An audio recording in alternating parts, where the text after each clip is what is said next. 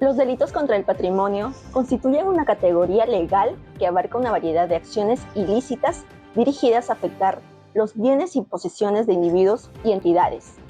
Justamente estos delitos se centran en la violación de los derechos de propiedad y la seguridad económica de las personas, con el único objetivo de obtener beneficios ilegítimos a expensas de otros. Para que nos dé más detalles, el día de hoy nos acompaña la doctora Milena Leticia Baike Camacho, jueza del 7º Juzgado de Investigación Preparatoria de nuestra Corte, con quien tocaremos el tema delitos contra el patrimonio, diferencia entre el delito de hurto y el delito de robo.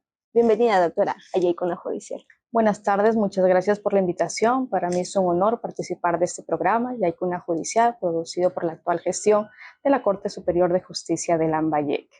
Es un gusto para nosotros tenerlo el día de hoy. Gracias. Doctora, ¿qué le parece si, antes de profundizar entre la diferencia de hurto y robo, usted nos menciona en qué consiste el delito de hurto? Perfecto. El delito de hurto consiste en apoderarse de manera ilegítima de un bien ajeno que le pertenece a otra persona, ya sea natural o jurídica, y sustraerla del lugar donde se encuentra. Este tipo de delito se encuentra recogido en el artículo 185 del Código Penal, que prevé una pena privativa de libertad de 1 a 3 años de pena privativa de libertad. Doctora, hemos mencionado directamente el delito de hurto, ¿no? Pero, ¿qué tiene que pasar para que sea un delito y no categorizado como tal vez una falta? Bien, para poder establecer si un hecho delictivo constituye un delito y no una falta, debemos determinar a cuánto asciende el valor del bien sustraído. Hasta antes del 14 de junio del año 2023, se establecía que para ser considerado un hecho como delito, debía superar una remuneración mínima vital, es decir, los 1.025 soles, que equivale a una remuneración mínima vital. Sin embargo, a raíz de la ley 31.787, que modifica el artículo 444 del Código Penal, que regula las faltas contra el patrimonio, se establece que una falta va a constituirse cuando el valor del bien sustraído no sobrepase el 10% de una UIT, es decir, una unidad impositiva tributaria. En el año 2023, la UIT tenía el valor de 4.950 soles. El 10% del mismo equivale a 495 soles. Sin embargo, para el año 2024, la UIT asciende a 5.150 soles y el 10% de la misma equivale a 515 soles. Entonces, si el valor del bien sustraído no sobrepasa los 515 soles, el hecho delictivo es considerado solamente una falta contra el patrimonio. Pero si sobrepasa, es decir, 516 soles a más, ya es considerado un delito. Por eso es que lo llamamos delito de hurto. ¿Y existen circunstancias que pueden agravar el delito de hurto? Efectivamente, ello se encuentra recogido, el delito de hurto en su forma agravada, en el artículo 186 del Código Penal, que prevé en su primer párrafo una pena no menor de 3 y no mayor de 6 años de pena privativa de libertad cuando el hecho delictivo es realizado en cualquiera de 5 circunstancias. Entre de ellas, por ejemplo, si el delito es cometido durante la noche, en un concurso de 2 o más personas, si es realizado mediante destreza, escalamiento o rotura de obstáculos, ¿no? Entre otras circunstancias que son 5 que ya están preestablecidas en el primer párrafo del artículo 186. ¿A qué se refiere cuando dice destrucción de obstáculo y escalamiento? Bien, por ejemplo, aquí se tiene que verificar cómo es que se realizó el hecho delictivo, ¿no? Por ejemplo, si es que un inmueble está cerrado, hay una ventana que está cerrada y la persona que quiere apoderarse de lo que no es suyo, para poder ingresar al inmueble, romper los vidrios y con ello puede ingresar. Entonces, ello llamamos la rotura de los obstáculos, ¿no?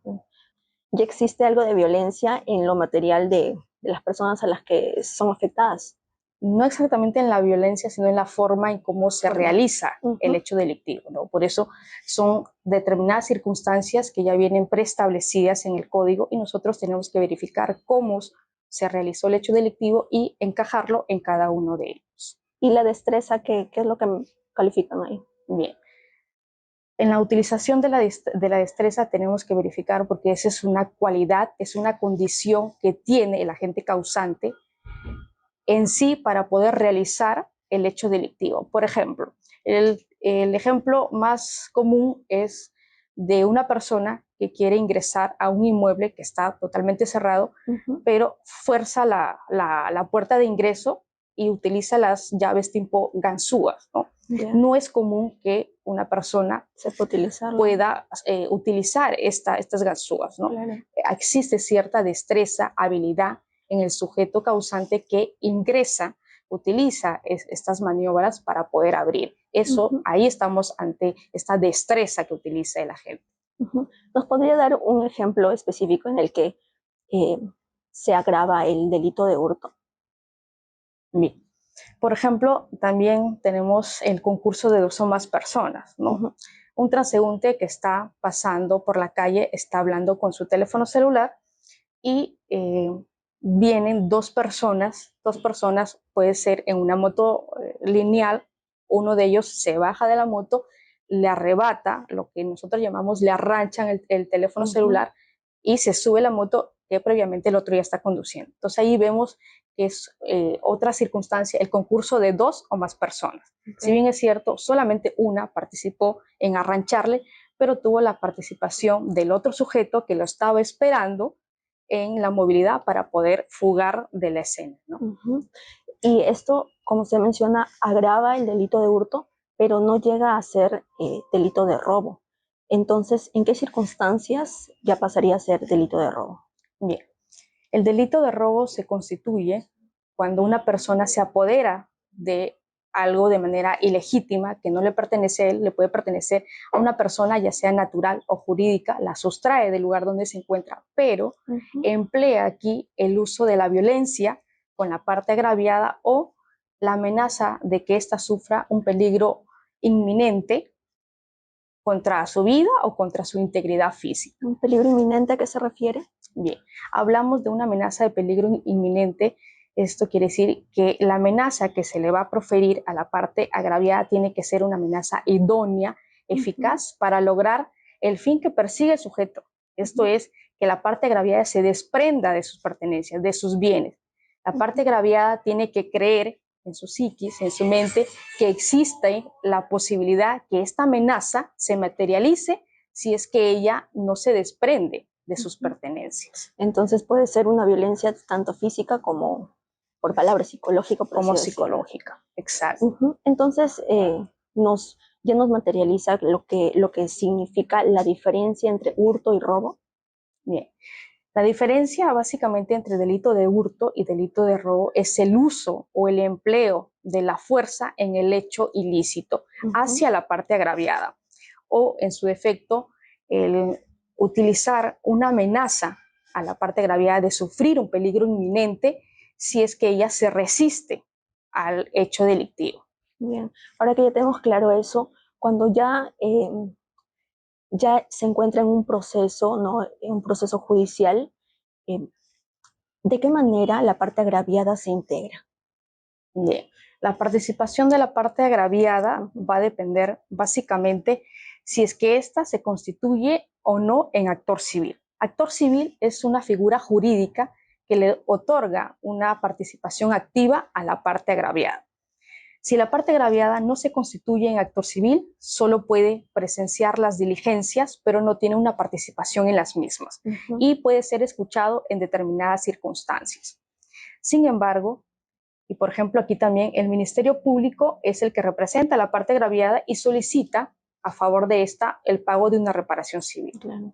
Pero si es que la parte agraviada se constituye en actor civil, cesa definitivamente la legitimidad del Ministerio Público y es el agraviado constituido ya en actor civil el que incluso puede ofrecer medios de prueba para poder esclarecer el delito y proponer el importe de reparación civil que considera necesario que se le tiene que colocar a él como pago de reparación civil, ¿no? Él mismo a través de un abogado, ¿no? Bueno, a través de un abogado defensor o en los casos que las partes agraviadas sean abogados letrados, ellos también pueden asumir su propia defensa en lo que llamamos la defensa material. Durante el ejercicio de sus funciones, ¿usted cómo calcula el monto de reparación civil que se le otorga a la parte agraviada? Bien, el monto de la reparación civil es variable en cada caso en concreto, ¿no? Nosotros, en el desarrollo de nuestra función jurisdiccional, para poder calcular el monto de la reparación civil, tomamos en cuenta dos aspectos. El primero de ellos es la restitución del bien, o si no es posible restituir el bien, el pago del valor del mismo. Y en el segundo es una indemnización que le corresponde a la parte agraviada por los perjuicios o los daños ocasionados. En este segundo aspecto tenemos que verificar si la parte agraviada ha sufrido lesiones físicas, qué gastos ha incurrido en las mismas para su recuperación o si ha sufrido una afectación psicológica. Nosotros acá imponemos un monto a criterio de cada juzgador que considere razonable y proporcional al daño que ha sufrido la parte agraviada. Lo sumamos con el primer monto ya preestablecido y tenemos en sí cuál es el monto que vamos a imponer en cada caso en concreto como pago de la reparación civil. Un trabajo realizado con bastante responsabilidad, por supuesto. Sí, efectivamente la labor que nosotros realizamos es un trabajo arduo y responsable que tenemos que verificar cada día y en cada caso en concreto. Todos los casos son diferentes y deben ser tratados de manera singular, ¿no? Cada quien verificando las circunstancias que conllevan en cada caso en sí.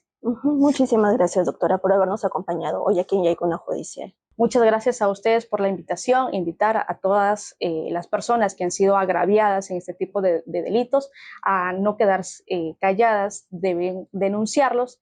Como ya se les ha indicado, existe para ellos una reparación civil que el órgano jurisdiccional siempre está en la obligación de imponer para su beneficio. De esta manera concluimos con el programa del día de hoy. Si quieren saber más de nuestro contenido, pueden hacerlo a través de nuestras diferentes redes sociales. Nos encuentran como Corte Superior de Justicia de Lambayeque. Con nosotros será hasta una próxima edición.